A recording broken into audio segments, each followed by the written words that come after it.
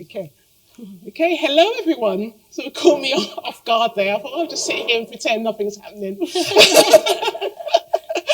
Good morning. Thank you very much for joining us. At this time of the day, I know everyone's really busy, so really appreciate you being here today. So welcome to this talk in the beautiful surroundings of the Porta Romana showroom. Today we're celebrating the launch of the new lighting collection, Primordia. I've been sort of saying Primordia. And sort of that launches today, and that's a collaboration between Porta Romana and me.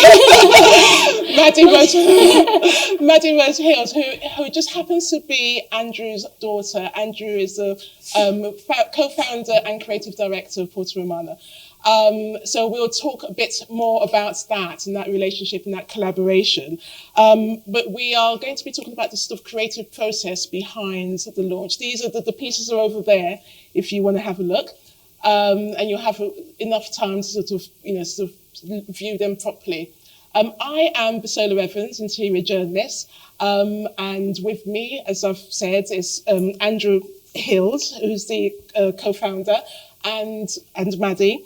So we're going to be, before we get stuck in, so we're going to sort of explore everything, but before we get stuck in, we've got the three pieces which were originally made with cardboard pulp, believe it or not, and then it was cast into jesmonite. So we're going to talk about the whole process there, but I think we'll turn to Maddie first. So you are living and working as an artist in Amsterdam, and you've been very sort of proactive in terms of resourceful materials. So just tell us a little bit about why you're interested in that. Yes. Firstly, also, hi everyone, and thank you also for being here, and thank you so much for the Porta Romana team who've just made the most amazing lamps ever. I'm blown away, and yeah, basically it's been an amazing process. And it's also really nice to be in the design centre, which I have a lot of memories of being here as a kid, like running around playing. And we were refurbishing, setting things up. Like running up. But yeah, I think the resourcefulness thing has been really interesting. Like, I've only really thought of that term in hindsight through working on this project, because it was kind of, primarily I'm a painter, and I was like an artist making paintings for sort of 5 or 6 years. And I always sort of like ended up finding that I would be bringing in all of these weird materials from the garden, and sort of finding like pebbles and sand and like old cans of varnish lying around the house and all of this stuff, and like pouring it onto the canvas. And that was how I was like making these works, and I was just doing that really subconsciously for ages. And then the cobblestones in our courtyard at home are still covered in blue paint. All the detritus from Maddie's experiments with materials over the years. Yeah, totally. And they would definitely be like, "Okay, you need to actually stop taking up the pebbles from the garden now, because like we need them. Like, they're useful." And yeah, so it's always that interest in sort of using what's around you and what already exists, rather than creating something new.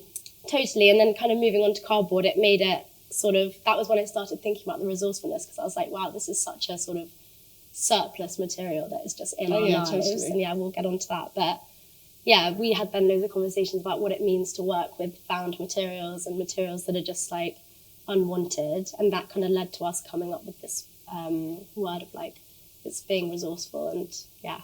Maddie was saying to me earlier that, in her studios, people will come in and say, "Has anybody got any vacuum cleaner dust that I can do?" Everybody is looking for something that hasn't been worked with before, because where you experiment with new materials, you get unexpected results, and that can very often be a new avenue to something that is quite exciting to work with. So was this a mass? I mean, your parents who founded Porta Romana, there must have been that influence that you may not have been aware of at the time, but in time, it's all sort of manifested itself. Yeah, definitely, because I sort of like grew up with Porta Romana being a really big part of like conversations, and like we used to be like, stop talking about it. And I always really like loved the fact that the first products that Porta Romana made were like antique bits of furniture that they had found, and then Mum had painted onto them. And that was like this whole thing of like reclaiming, but not to be sustainable, but just finding something beautiful and something that's like discarded or overlooked or not used anymore. Well, I mean, that was long before the word sustainable became a sort of buzzword, isn't it? Yeah. So. And then also, I think working in the Porta Romana workshop when I was really young on like summer holidays and stuff, and seeing how those like finishes worked and being taught how to like create this antique finish from like 15 layers of different materials that are like being piled on, and that really gave me this fascination of like texture and surface and everything like that. She went home with her iPhone gold leafed at the end. Poppy, didn't you do the same thing? Yeah. They worked together as cousins in the Porta Romana workshop and gold leafed their phones. And had something to take, a souvenir from the day. Totally. Yeah. And we're all, and also now Tildy, my cousin, has got an amazing lamp business as well. And like we're all legato, and we're all sort of like, I think you don't realise how much it does. So it's influence, So how did this partnership come about? Did you just sort of say, okay, I really have this idea and, sort of you are going to do it, Dad? We were just talking about this and like, I don't know if you believe me that this is actually how it comes. I think he's like, you somehow like tricked me into this. But I think, so I was making the cardboard pulp sculptures, and I was actually I wasn't doing anything to do with lamps. I was making termite mounds out of cardboard pulp, so very different sort of type of work. And then, moved to Amsterdam and found that there was this like really interesting thing where people just leave all of their furniture and stuff like that on the street in a way of like anyone else can take it kind of thing. And it's like, it's not illegal basically to do that. And so I just started taking it into my studio and like covering it in pulp and all of this kind of stuff. And then I showed you. It was quite amazing because I went for the weekend to see Maddie, and she was like collecting up bits of cardboard that you'd sort of like found that people had put outside their houses. She was cycling from her home to her studio with the cardboard on the bicycle, and then making the cardboard into pulp, and then with these few lamps that she had found that had been put out on the street, basically for somebody else to reclaim and give a new lease of life to, she was decorating these forms with the cardboard pulp and creating this stunning texture and colouring, actually, because you were mixing the pulp with clay and you were creating these wonderful textures and colours on what became really quite beautiful shapes, using the original form of a lamp, but obviously applying this wonderful decoration to it. So you got like the sort of ghost of the original shape, but with this fantastic texture. And I mean, whether it was a trap that I walked straight into or not, it was just a no-brainer.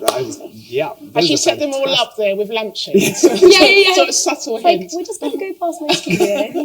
No. But they did look amazing. So we were straight into it. Be like, okay, what can we, how can we make this into a thing? And then we were going to do it as like one-off pieces. Yeah, we had a lot of different conversations about how it would work, because obviously, it's a lot easier to just make one thing like that once you start to, which I'm sure we'll also get onto. But it was then a long process to get to actually picking the final 3 lamps and making those. So how long did the process take in terms of when did you initially have that discussion? Or that was on the Friday. By the Monday, they were all at Porta Romana head office. They were ready. Pretty quick, actually, wasn't it? Yeah, it was quick, but it was like I had a lot of different things, because there was like loads of stuff that I'd found. So there was like tables and things, and so we had to sort of decide which ones. Sort of also, there's some of the things that I thought were really cool as an art sculpture. You were kind of like, okay, this doesn't really work as a lamp, or like these kind of things. So that we had to have lots of conversations to like narrow it down, I guess. Yes, because I suppose ultimately, to be a successful collaboration, it's got to be commercial. So maybe I was I was filtering out some of the things, thinking, well, what would work? I mean, in terms of size and scale and shape, I think we've got a really lovely, collection of 3 pieces. And like I say, originally, we were going to do like 12 pieces as one-offs and then pick 3 and then reproduce those. But the trouble is, in this business, anything that you're selling as a one-off is just complicated because, it's a unique item, and therefore you've got to, how do you sell it? We only have this one showroom, so it's a little bit. So it became the logical thing to actually reproduce them. Yeah. Which then presented a whole load of other challenges. Yeah. So I was going to say, so you started off with cardboard pulp, but then the resulting lamps are Jesmonite. So what was that? I'm assuming that cardboard pulp was just not viable in terms of using. Yeah, in terms of production probably we decided it was maybe a little complicated. Yeah, I think you can do it if you then like mix it with something else, probably like some kind of glue or some bio-glue or something. So it's not like a case it'll get wet and then it just turns into mush. I think it's like, well, no, it's luckily not. Well, it must be something they mix in, but I think it's more like if you want to do, you can do that, but you'd probably then have to really simplify the form, because the problem with these is that the forms are so almost liquid. I mean, the forms are so and there are bits that are so fragile that if that was actually just a piece of cardboard pulp, it would just fall off if someone knocked it. Whereas maybe if you want to make a lamp with cardboard pulp, you have to really simplify the form. So so then we chose to keep the form. And the whole project was going to be about material, because Maddie has has created a sort of forum around materials, and therefore materials were going to be at the hub of the collaboration. So the next thing we had to figure out was, okay, what material should we use? If we're going to put them into production, what material would you use? And up until this point, most of our cast pieces were made using like epoxy resin, which is that material that, I don't know if you guys used that when you were kids, like you would make paperweights out of it, maybe put a dead beetle into the clear epoxy resin and had that nice smell which comes from the solvents that you use. It's just a lovely smell. Maybe you put a seashell in there. I love that smell, but of course that's and we didn't want to use that sort of like petrochemical based, solvent based material. So we found about Jesmonite, which uses kind of like it's a water-based gypsum material, and it uses like an acrylic resin, which is water-based, but it has all the properties that epoxy resin has in terms of it will take the detail of the original, and it's kind of, you can't have it in a clear material, but we didn't want that because we were going to decorate ours, so it comes in an opaque finish. And we actually then wanted to experiment, having picked Jesmonite as our material, we then wanted to experiment with adding in like waste materials into the Jesmonite to see if we could then recycle some other byproduct of another kind of like material. So I did think that was quite interesting. So you're sort of trying to use a sustainable material as well as using waste products. Yeah, because we were talking to Maddie the whole time about, what we could do that would be interesting to her as an artist, from a material point of view. So we tried coffee granules, because we actually thought we could get a nice colouring using the coffee, because the original cardboard pulp pieces have a fantastic colouring because of the material that Maddie was using. So we thought maybe the coffee granules would give the white mix a kind of nice, interesting brown color. So could you just throw anything into the Jesmonites? You can throw anything into. I mean, we make lampshades, so we have literally tons of off-cut lampshade fabric, which we actually kind of now recycle in a different way. That goes into making kind of like carpet underlay and other kind of recycled fabrics.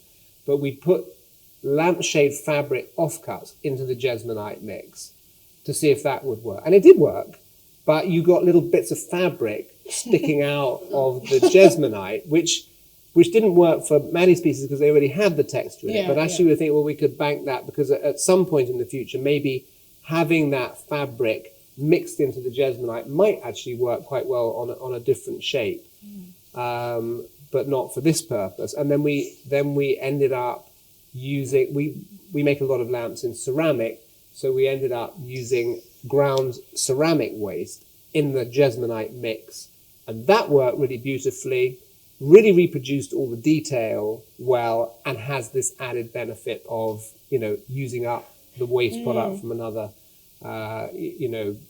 material that we use. So that's what we ended up with. So obviously it was the first time you've done this. Is that going to have an impact on what you cast your lampshades in going forward? Yes, definitely. I mean, it definitely already has. I mean, we now switched. I mean, Maddie is it's like we were talking about this earlier. If you're trying to give up smoking, you want to do it with a friend, or anything that you're trying to do as a commitment. It's easy to do it with a friend. So working with, backwards and forwards, we are each other's guilty consciences about materials. And I know that with Maddie kind of on my shoulder, we should be looking at how we make things and trying a little bit harder to think about not just doing things the way we've always done them.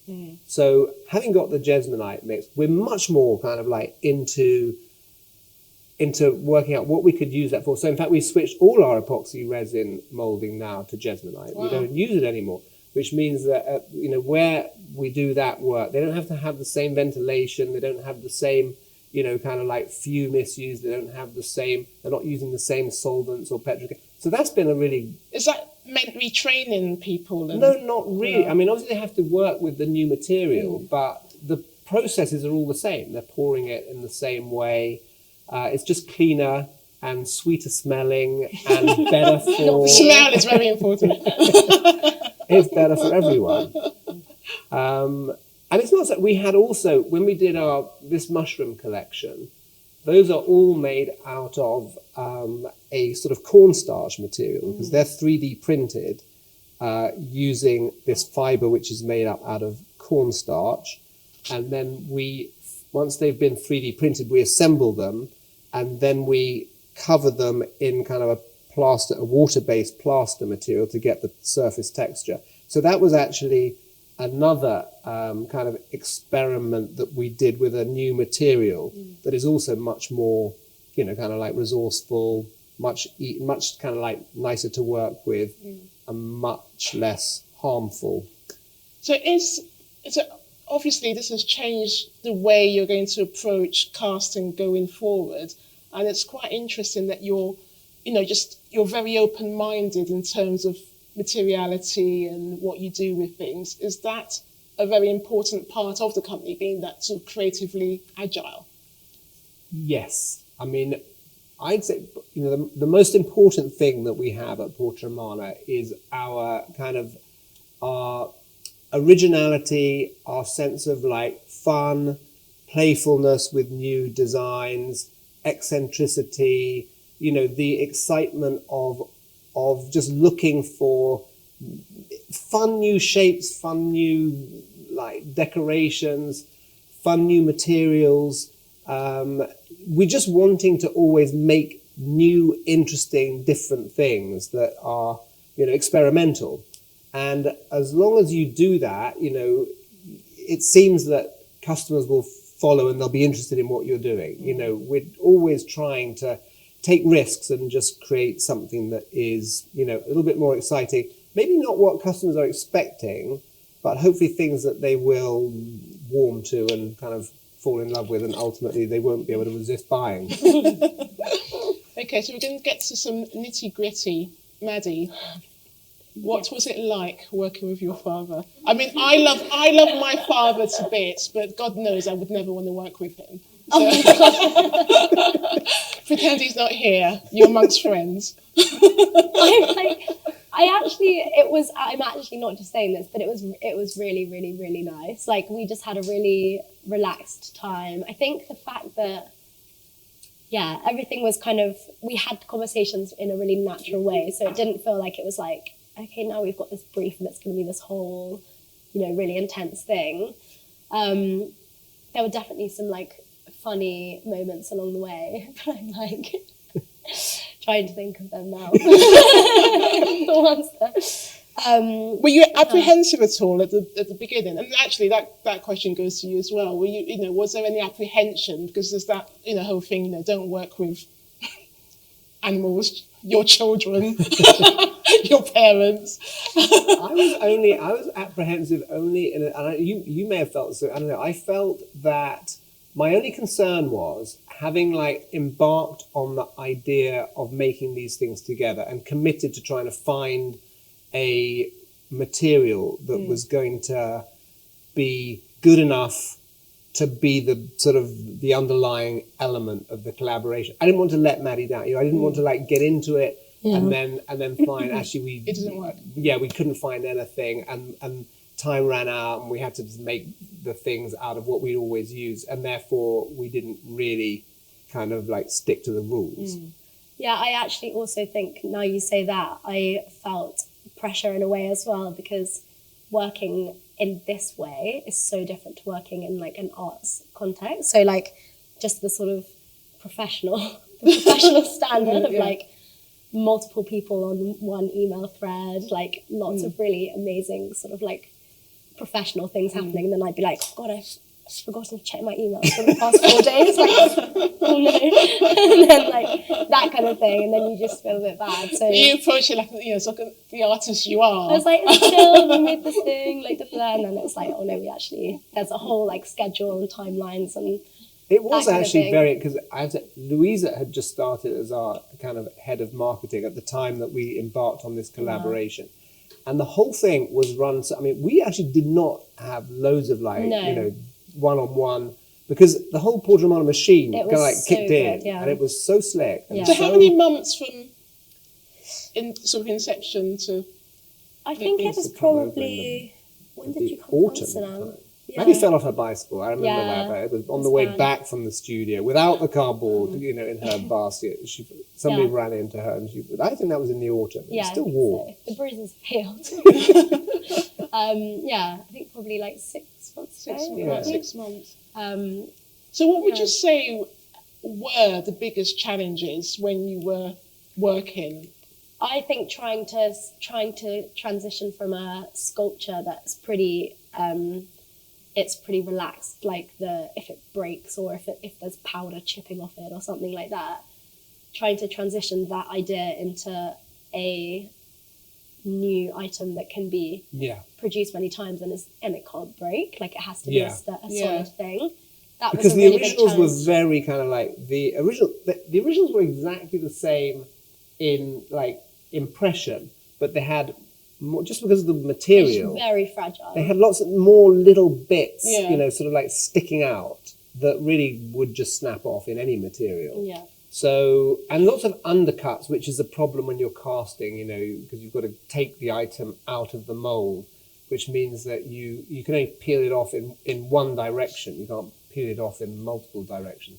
So reproducing all of those little bits and making those practical was a big challenge. And then the other thing was trying to replicate the finish of the original. But then that ended up, I was saying earlier, that was kind of cool because I had done the finishes that I had created were just natural finishes from the materials that I'd used. But then seeing how the workshop then went on to create these finishes through the layers and layers and layers of all of their materials that they have, their paints and everything. When she says the workshop, you probably don't know what it is. But we have our painted... it's all hand finished. Porta Romana, if you've never been to Porta Romana, and you're all so welcome to come, because we have these discovery days where people can come and look around at how we make things at Porta Romana, which is so interesting.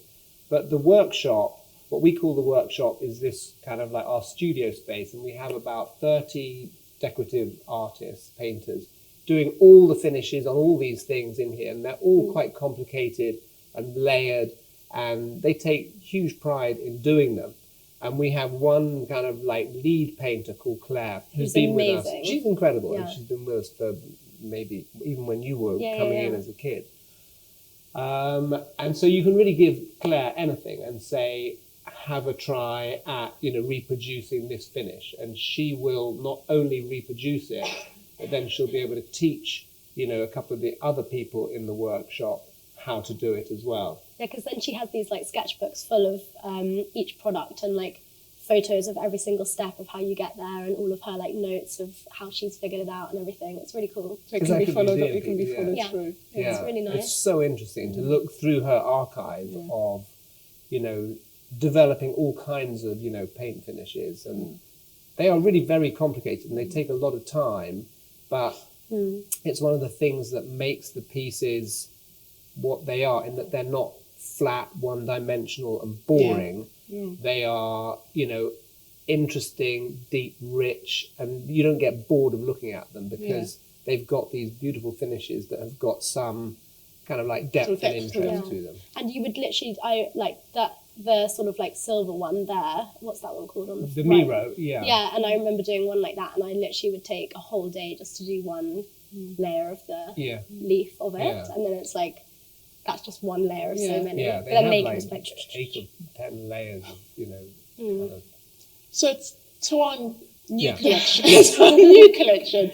Where did you get the name from? So Primordia. What's that all about? That was we had conversations about what to. I hadn't even thought about titling them, and then I think so. For me, I was really thinking about the fact that all of them, like from the very like lamp that was like the base of the sculptures, then it was like the cardboard and everything was found and broken down into this sort of like soup and then put back on top of the item, and it was all this idea of like everything's kind of just the same when you break it down into this like mush, and then you can put it all back together and there's no hierarchy of like material value. And then basically I came across this word, which is Primordia, which was like this Roman poet in like BC some point, and he was basically he sort of came up with this word which means everything is the same, essentially. And now obviously like science is like, it's like atoms and and of course everything's like the same, but it's quite nice, this like original, and it also just sounds like this sort of, I don't know, like primordial growth, which I also kind of like because they look a bit freaky like that. So you've named each after sort of stars and constellations. Do you just want to sort of talk through each one? So Vela is the left, and then Ara is the middle, and Pegasi is the right, and they're all named after stars, which we discussed together. On the Eurostar. Which was also really fluky because I just read a quote in a book that day about how everyone is made of stardust or something, and I was like, that's such a nice thing that like it brings our bodies back into that conversation of materials. And you would, you know, it's about how that everything is made of space. All material goes back to space dust. We have a hierarchy of what we value in terms of materials, gold and platinum and copper, but it's all just from the same. It's all from the same source. So Maddie's practice is about like reassessing maybe the relative values of different materials. Why should gold be any more valuable than paper pulp? You know, and so it's just like an interesting way of reassessing.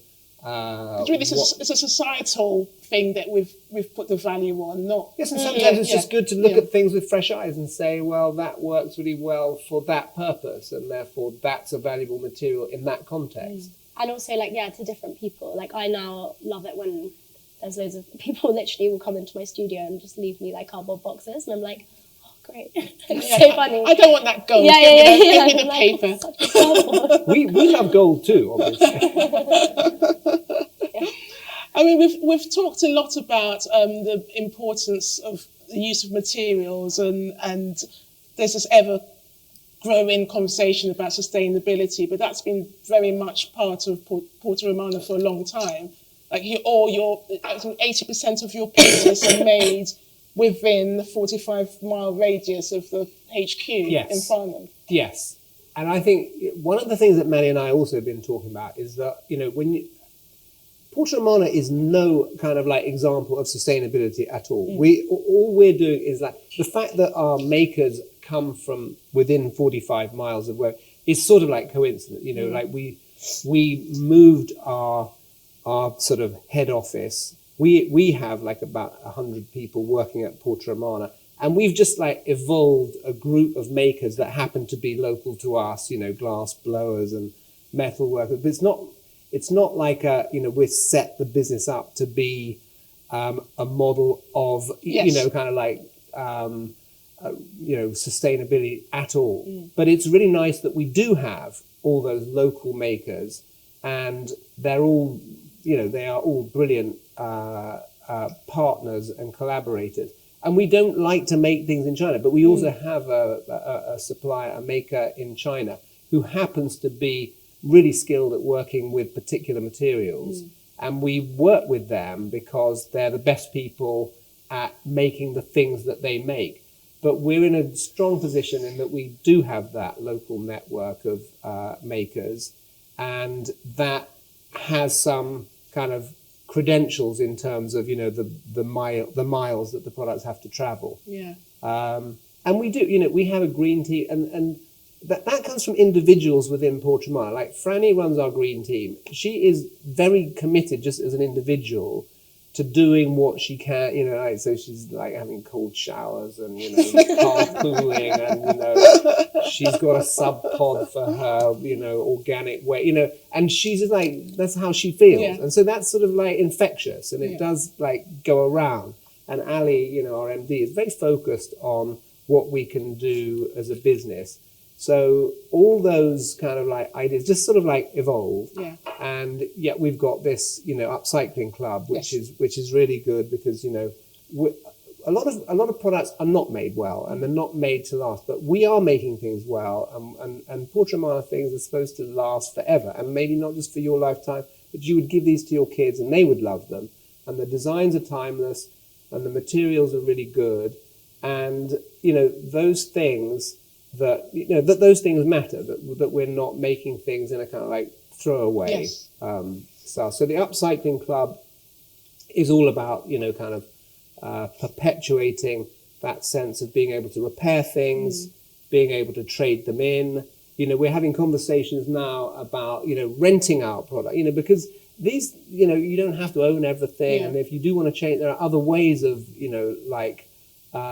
using beautiful things, having beautiful things around you, without having that kind of throwaway mentality. So those things are not like, because we are a model of sustainability, we are not. We have this awful packaging system that uses terrible chemicals, and we've been trying for years to get rid of it, and we just can't. We haven't found an alternative. So there's lots of things that are I suppose wrong. It's about having that awareness and wanting to make those changes. And I think that's with this whole process of sustainability and being good to sort of the climate. That's what it's all about. Just sort of making the efforts wherever you can. Yeah, little steps of things that that cumulatively do make some difference.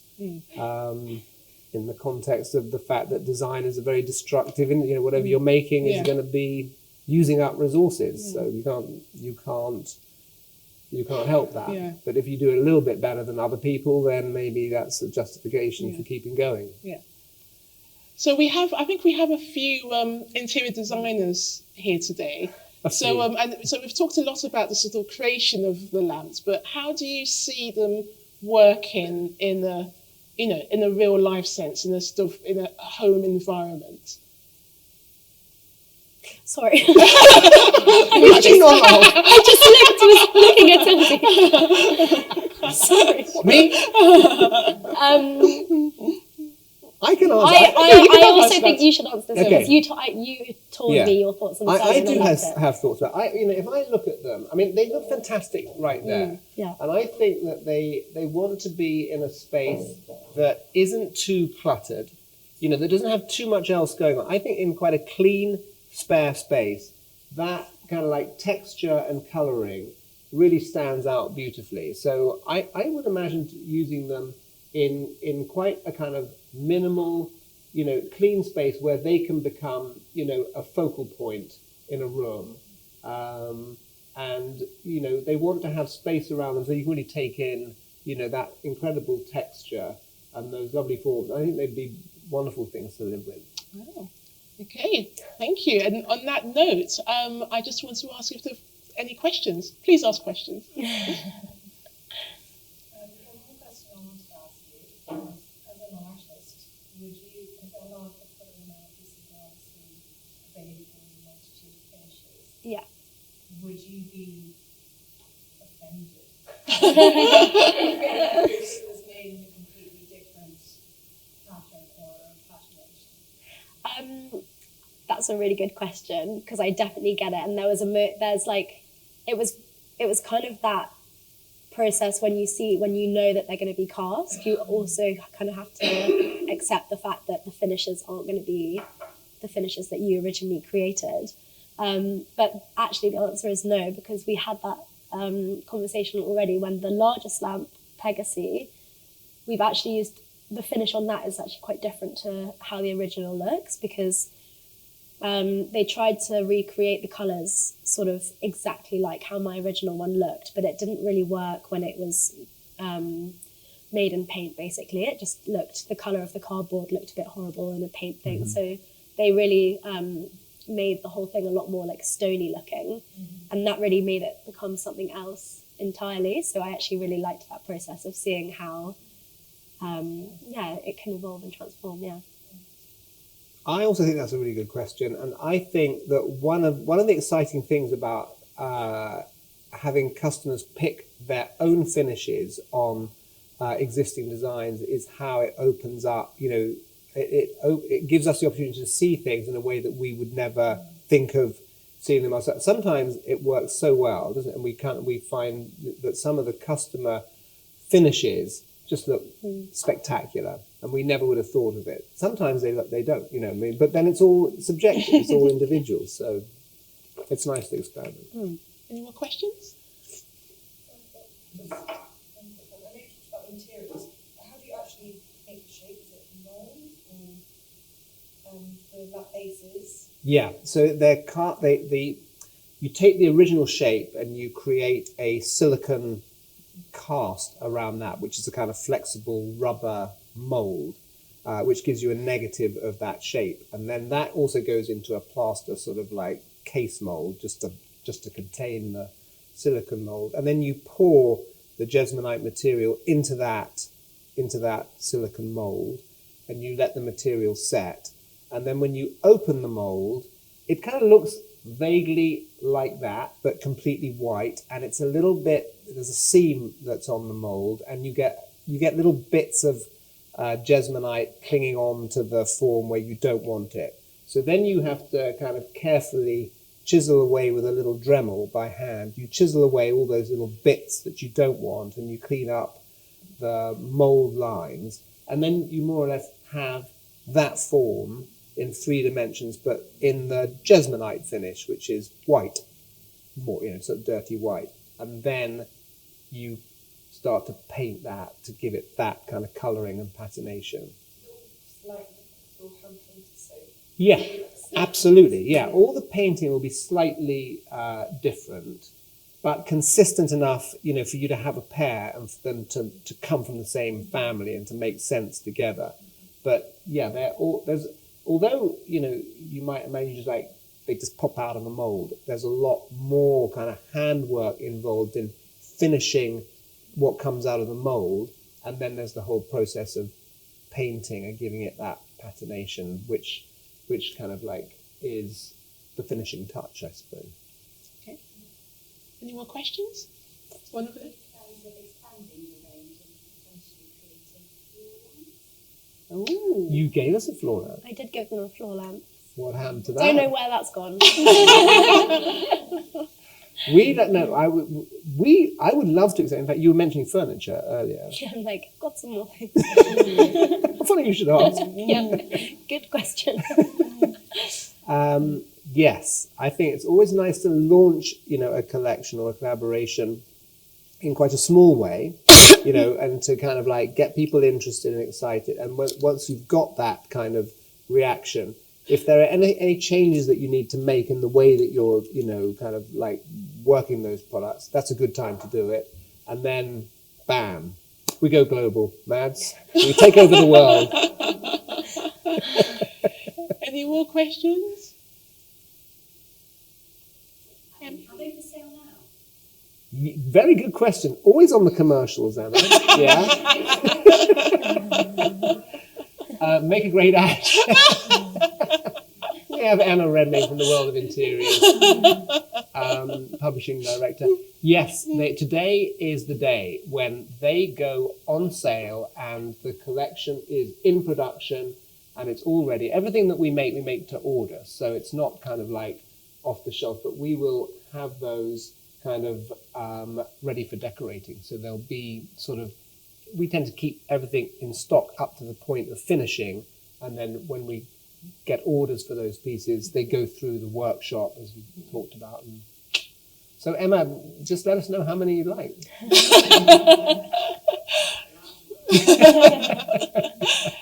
Any more? Okay. Well, on that note, thank you all very, very much. I want to thank our guests here, Maddie Hill-Rose and Andrew Hill. Thank you, Maddie.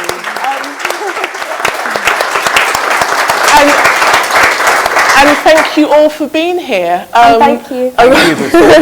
And please don't rush off. You can go, sort of close to the pieces and have a look. It's really textural and really beautiful. And I hope you enjoy sort of seeing it close up. And also just have a look around. It's a beautiful showroom. I'm sure you've been here before, but sort of be free to linger and enjoy your time here. But thank you very much. Thank you all for coming. Thank you.